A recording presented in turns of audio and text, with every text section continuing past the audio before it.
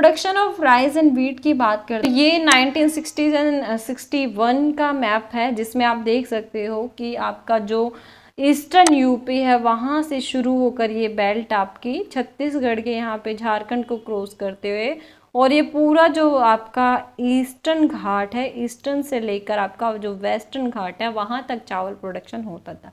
अब हम बात करते हैं 2011-12 में जो हाई आपके राइस प्रोडक्शन जो स्टेट्स थे कौन कौन से थे, तो उसमें पंजाब हो गया, उसके बाद आपका यूपी हो गया, बिहार हो गया, झारखंड, यानी पूरा वेस्टर्न कोस्ट, उसके बाद असम और आपका मेघालय और इसके बाद पंजाब, यहाँ पर आपका प्रोडक्शन काफ़ी अच्छा होता है राइस का।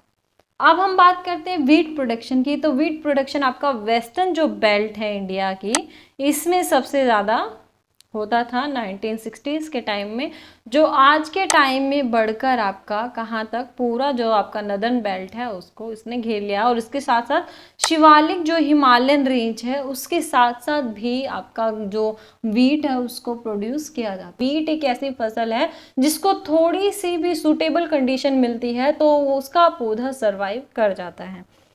इसके बाद बात करते हैं tremendous increase in crop produce. अगर हम बात करें इंडिया का वर्ल्ड लेवल पे तो इसका रिजल्ट क्या निकला, तो it resulted in a green output of 131 million tons in the year 1978-79 and established India as one of the world's biggest agriculture producer। और इसी टाइम हम भारत जो है आपका खाद्यान्न में आत्मनिर्भर बन गया था, यानी 1978-79 में भारत ने 131 मिलियन टन जो है खाद्यान्न का उत्पादन किया था, जो विश्व में सबसे ज़्यादा ये खाद्यान्न उत्पादन करने वाला देश बन गया था। अब बात करते हैं reduced import of food grains. अब हमने क्या किया कि हमारे पास इतना सफिशिएंट जो आपका फूड ग्रेन्स है वो हो गया था कि हमने बाहर के देश हैं उनसे बंद कर दिया था फूड ग्रेन्स का, और इससे हमारी पर कैपिटा नेट अवेलेबिलिटी जो है फूड ग्रेन्स की वो भी काफ़ी इंक्रीज हुई थी। Benefit to the farmers. अब ग्रीन रेवोल्यूशन का कैसे बेनिफिट्स मिला फार्मर्स को, सबसे पहले क्या है कि अगर सरप्लस वैल्यू होगी तो सरप्लस इनकम होगी, यानी सरप्लस आपका प्रोडक्शन होगा और उसको आप बाहर मार्केट में भेजोगे तो उतने ही आपकी इनकम यहाँ पर मिलेगी आपके एग्रीकल्चर प्रोडक्टिविटी से। इसके बाद ग्रीन रेवोल्यूशन जो है उसका सबसे ज़्यादा फायदा किसको हुआ, जिसके पास 10 हेक्टेयर से ज़्यादा लैंड थी। यानी 10 हेक्टेयर से ज़्यादा की मैं क्यों बात कर रही हूँ, क्योंकि यहाँ पर हमने क्या था अपना जो मॉडर्नाइजेशन एग्रीकल्चर का उसको अपनाया था। तो जितना बड़ा आपका खेत होता है यानी जितना बड़ा आपका एग्रीकल्चर लैंड होगा उसमें आपके रिसोर्सेज यूज़ करना उतने ज़्यादा सुटेबल होते हैं। तो आपके HYV सीड्स, फर्टिलाइज़र, मशीन्स जो हैं वो इन खेतों में यूज़ करना काफ़ी सुटेबल थी। और ये जो आपका ग्रीन रेवोल्यूशन है ये किसको प्रमोट करता है, कैपिटलिस्ट फार्मिंग को प्रमोट करता है, यानी पूंजीवादी जो आपकी फार्मिंग है उसको प्रमोट करता है। इंडस्ट्रियल ग्रोथ की बात करते हैं तो मैंने आपको पहले भी बताया ग्रीन रेवोल्यूशन में इंडस्ट्रियलाइजेशन को लाया गया था एग्रीकल्चर सेक्टर में। तो इसमें हमने tractors, harvester, threshers, combines, diesel engines, electronic motors और पंपिंग सेट्स, इन सब का यूज़ करना शुरू किया। तो इन सब को बनाने के लिए भी किसकी ज़रूरत पड़ी, इंडस्ट्रीज़ की। तो इसीलिए यहाँ पर इंडिया में इंडस्ट्रियल ग्रोथ जो है वो बढ़ा एग्रीकल्चर सेक्टर में। दूसरा क्या है कि डिमांड बढ़ी केमिकल फर्टिलाइजर्स की, पेस्टिसाइड्स की, इंसेक्टिसाइड्स की, वीडिसाइड्स की। तो इन सब को भी बनाने के लिए ज़रूरत पड़ी हमें इंडस्ट्रियल ग्रोथ करने में। इसके बाद एग्रो बेस्ड इंडस्ट्री, यानी जैसे ब्रेड इंडस्ट्री हो गई आपकी, ये किसके बेस पे है, आपका एग्रीकल्चर के बेस पे है। इसके बाद बहुत सी ऐसी इंडस्ट्रीज हैं जिसमें एग्रीकल्चर का जो कच्चा माल है वो यूज़ किया जाता है। तो ये सब क्या है आपके एडवांटेज थे इंडस्ट्रियल ग्रोथ में ग्रीन रेवोल्यूशन के। रूरल एम्प्लॉयमेंट की बात करें तो रूरल एम्प्लॉयमेंट जो है वो जाहिर सी बात है मल्टीपल क्रॉपिंग जो सिस्टम आया है और हमने फर्टिलाइजर्स का यूज़ करना शुरू किया तो इससे यहाँ के एम्प्लॉयमेंट जो है उनमें भी वृद्धि हुई आपके दोनों सेक्टर में, यानी इंडस्ट्रियल सेक्टर में भी वर्कर्स की ज़रूरत पड़ी इंडस्ट्रीज़ में, और दूसरा मल्टीपल क्रॉपिंग में भी हमें ज़रूरत पड़ी वर्कर्स की। अब non food grains left out. अब यहाँ पर ये इसका क्रिटिसिज्म है आपका ग्रीन रेवोल्यूशन का, कि जितने भी आपके नॉन फूड ग्रेन्स थे, यानी जो आपकी कमर्शियल क्रॉपिंग जो फसलें थी, जैसे आपकी जूट हो गया, टी हो गया, कॉफ़ी हो गया, ये सब क्या है आपकी नॉन फूड ग्रेन्स फसलें हैं। और ये कमर्शियल जो आपकी फसलें थी, ये क्या है बाहर हो गई आपकी एग्रीकल्चर की रेस में। तो ये काफ़ी ख़राब इम्पैक्ट पड़ा था ग्रीन रेवोल्यूशन का। इसके बाद limited coverage of HYV program. अब ये जो प्रोग्राम था HYV का, ये सिर्फ किन फसलों के ऊपर रिस्ट्रिक्टेड हो गया, सिर्फ 5 जो फसलें थी जिन पर ध्यान दिया गया, वीट, राइस, ज्वार, बाजरा और माइच। तो ये 5 फसलें थी। रिस्क फैक्टर था इसमें कि फसलें होंगी या नहीं होंगी, तो किसान हमेशा ये सोचता था कि इन फसलों को उगाए या फिर नहीं उगाए। इसके बाद रीजनल डिस्पैरिटीज़ की अगर हम बात करें, या फिर आपका जो प्रादेशिक असमानता है इसकी बात करें, तो इसमें है आपने देखा है या फिर पहले आपने पढ़ा होगा कि रीजनल लेवल पे ग्रीन रेवोल्यूशन जो टेक्नोलॉजी है वो सभी स्टेट्स में नहीं लागू हो पाई थी। यानी जो स्टेट्स काफ़ी अच्छे समृद्ध थे या फिर जिनके पास अच्छी स्टेबिलिटी थी, तो वही स्टेट इस जो हाइल्ड वैरायटी है, जो न्यू टेक्नोलॉजी है, इसको यूज़ कर पाए थे।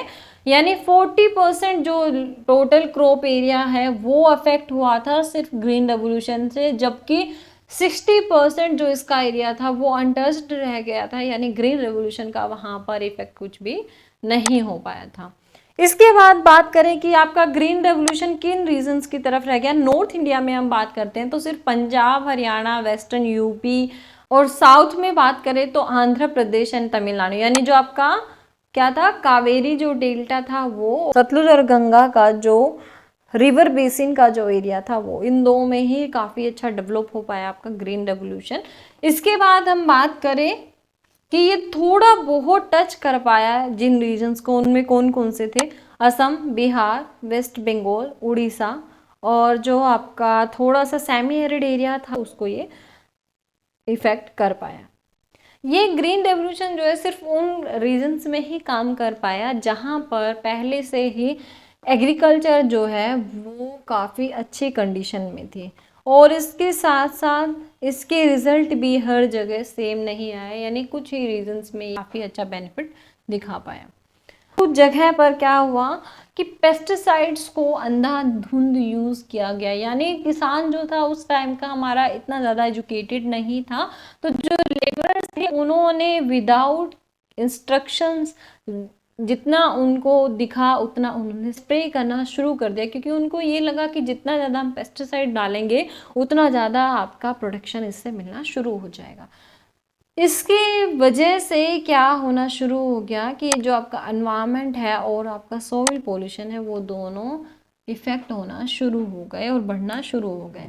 अब वाटर कंजम्पशन की हम बात करते हैं कि तो इसमें वाटर कंजप्शन जो है वो ज़्यादा थी। इसमें हम अगर बात करें कि इरिगेशन के लिए, तो कैनाल सिस्टम हमने इंट्रोड्यूस कराए, इरिगेशन पम्प्स हमने प्रोवाइड कराए।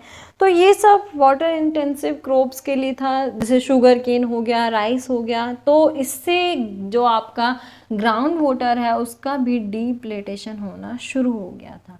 इसके बाद हम बात करें पंजाब रीजन की, तो पंजाब में वीट और राइस कल्टीवेशन एरिया इसको कहा जाता है। तो यहाँ पर वाटर डिप्लेटेशन इंडिया का सबसे ज़्यादा देखने को मिलता है। Impact on soil and crop production, यहाँ पर इसकी बात करते हैं।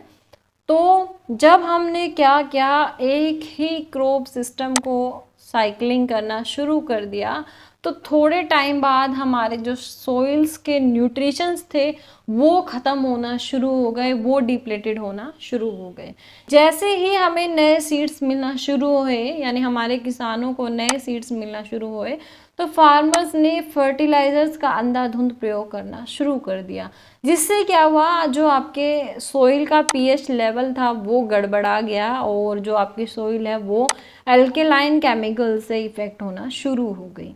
इसके बाद टॉक्सिक केमिकल जो थे वो सॉइल में डिस्ट्रॉय होना शुरू हो गए, जो बेनिफिशियल होते थे अब अनएम्प्लॉयमेंट की बात करते हैं कि हम ये कह रहे थे ग्रीन रेवोल्यूशन ने काफ़ी ज़्यादा एम्प्लॉयमेंट दिया है। थोड़े टाइम बाद हमें इसका एम्प्लॉयमेंट का सिस्टम समझ आया, यानी जो रूरल एरियाज़ के जो लेबरर्स थे उनका काम ख़त्म होना शुरू हो गया, क्योंकि हमने यहाँ पर किसको ज़्यादा तवज्जो देना शुरू कर दी, मैकेनिज्म को तवज्जो देना शुरू कर दी। जैसे आप अगर कभी हरियाणा और पंजाब की तरफ जाएंगे तो वहाँ पर आप देखिएगा कि वहाँ पर ज़्यादातर जो काम है वो किससे होता है, आपका मशीनों के द्वारा किया जाता है। यानी कटाई से लेके बुआई से लेके वहाँ पे इरिगेशन तक सारा काम जो है वो मशीनों के द्वारा किया जाता है। तो ये काफ़ी इसका बुरा प्रभाव पड़ा। दूसरा क्या है, जिन लोगों के पास ज़मीन नहीं थी या जो लैंडलेस जो लेबरर्स थे वो काफ़ी गरीब रह गए, काफ़ी इफेक्ट पड़ा उनके जो इकोनॉमी है उसके ऊपर, क्योंकि उनके लिए काम मिलना मुश्किल हो गया। अब हेल्थ हज़ार्ड की हम बात करते हैं। जैसे मैं थोड़ी टाइम पहले भी आपको एक कैंसर ट्रेन का उदाहरण दिया था, तो ज़्यादातर केमिकल फर्टिलाइजर्स और पेस्टिसाइड्स हमने यूज़ करना शुरू किया तो उसके रिजल्ट्स आना हमारे सामने शुरू हो गए, यानी हम तरह तरह की बीमारी से पीड़ित होना शुरू हो गए, जैसे cancer, renal failure, still born babies and birth defects, ये सब आना शुरू हो गए आपके ग्रीन रेवोल्यूशन के वजह से। तो ये था टॉपिक आपका ग्रीन रेवोल्यूशन के ऊपर। अगर किसी का कोई क्वेश्चन है, क्वेरी है, तो मुझे कमेंट सेक्शन में भेज सकता है। और बने रहिए हमारे HK Academy चैनल के साथ। अगर आपने अभी तक हमारा चैनल सब्सक्राइब नहीं किया है तो प्लीज़ हमारा चैनल सब्सक्राइब कर लें। ऐसे ही नॉलेजेबल वीडियोस देखने के लिए मिलते हैं नेक्स्ट वीडियो में, तब तक के लिए थैंक यू।